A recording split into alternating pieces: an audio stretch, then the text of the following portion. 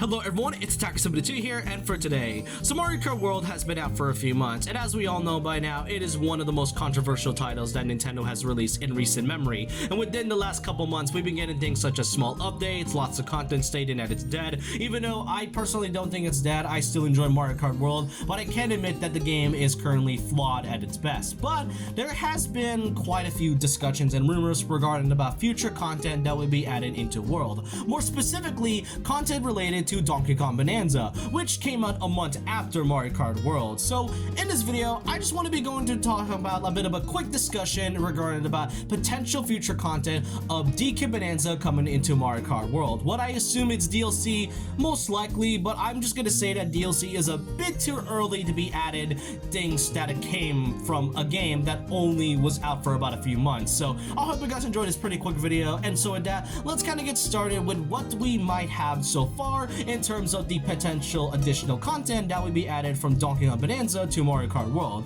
It's pretty obvious that World came out on June, and then for some interesting reason, DK Bananza came out a month later in the month of July. So it is funny how both of those games came out 1 month apart from each other. It feels like Nintendo wanted to try and push the content related things, especially towards DK, since DK now has a brand new design and Nintendo wants to kind of go more lean into DK related content, since, you know, Donkey Kong hasn't gotten a new actual game in over a decade, so they kind of wanted to push that agenda by giving us a brand new DK game with a new designs for fans to get used to and to talk about a lot. In terms of what we have currently for Donkey Kong representation in World, so far we got two characters, being Donkey Kong himself and Pauline, and for a course specifically on Donkey Kong, we got DK Spaceport, which I have to say it is a pretty creative stage based on the iconic Donkey Kong arcade title, but that's about it in terms of DK representation.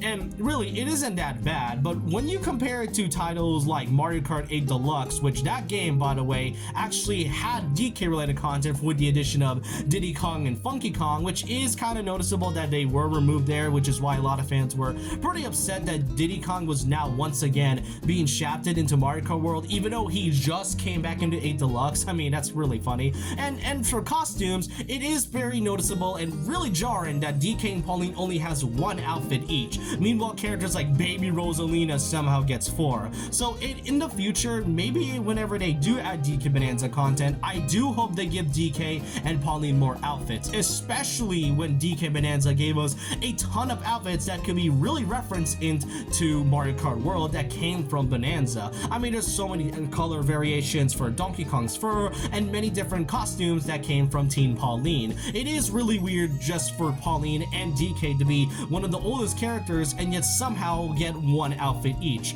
Now, there is another thing that many fans tend to point out about Donkey Kong content into World, and that's because of two voice actors that are in the credits, those two being Yu Hayashi and Suguo Mogami. Now, why exactly am I mentioning these two specifically? Well, that's because those two actors are also credited in Donkey Kong Bananza. Yu Hayashi voices Void Kong and Suguo Mogami voices King K. Rool. And the thing about this though is that when it comes to these two voice actors, it is a bit of a coincidence that those two actors are somehow credited in two games that came out a month apart from each other. And with the addition of those possibilities, that would basically mean Void Kong may have the potential to be in a Donkey Kong spin-off, or more notably a first ever Mario Kart spin-off, and King K. Rool being added to Mario Kart World would be an amazing addition. Not only would this be his first ever appearance in a Mario spin-off game since Mario Super Sluggers, but he would be perfect as an additional character. That's because in Bananza,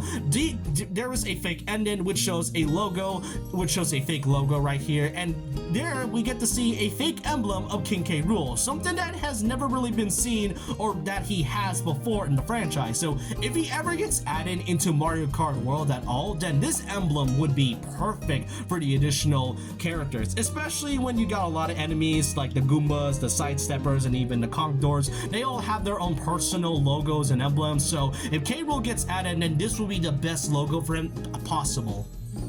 And while we're at it, let's kind of talk about the other DK characters that isn't mentioned in Void Kong or King K. Rool. Diddy Kong would be a great addition since, you know, he now has a slight new redesign just like Donkey Kong, and he has a new updated render, and also appeared in Bananza as well, alongside Dixie Kong, who also has gotten herself a newish design as well, based on both of them, obviously based on from the Mario movie. So if they wanted to add characters like them, then yeah, Diddy Kong and Dixie Kong would also be perfect additions alongside Void Kong and King K. Rool. Not to mention, as I said, Diddy Kong was just in a deluxe and then somehow got shafted again, while Dixie Kong in particular was only in Mario Kart Tour in that mobile game, and that was the only major playable appearance she had ever since, like, what, Donkey Kong Tropical Freeze, and that was about it. I wouldn't mind the addition of Poppy Kong and Grumpy Kong, since, you know, those are two major characters that play a major role in the game that they're from, but notably, of course, we do have to talk about Teen Pauline. This is the only kid character that I would accept being added as an additional new character in Mario Kart at all. Alright, I don't like Baby Daisy and I don't like Baby Rosalina. Teen Pauline seems to be the only character that I would honestly accept because it is at least a character that was already established, and plus,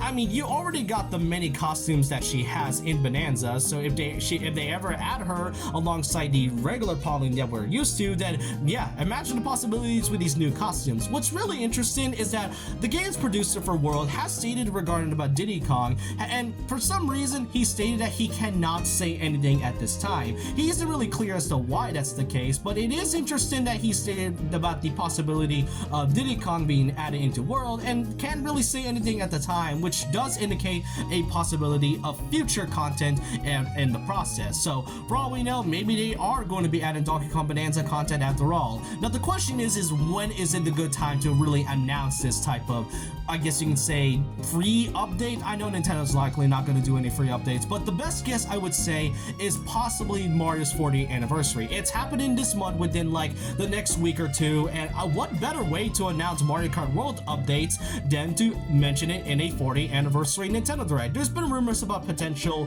Nintendo Directs like a Metroid Prime 4, but most notably a general one and a 40th anniversary for Mario 1. So yeah, maybe a good time to show it off was with this specific title and with, you know, more updates. But that's really all I can say about this. This was a pretty quick video as I stated, but I want to know your thoughts and opinions down below about this. What do you all think of the potential future DLC content that we'll be getting for Mario Kart World? I mean, this game is already currently going through a lot of things right now, especially with things such as free updates and all the different controversies that the game has given. But if they decide to add more content that came from Bananza, not only would it be greatly beneficial for World, but it would also promote DK Bananza even further and would boost its sales. There's a lot of opportunities that Nintendo has to do, they just gotta do it correctly. But I want to know your thoughts and opinions down below about this, and so with that, leave a like, comment, subscribe, hit the notification bell for more videos, follow me on Twitter, and I'll see you guys next time, as well as Instagram. And remember this, once a legend, always a legend.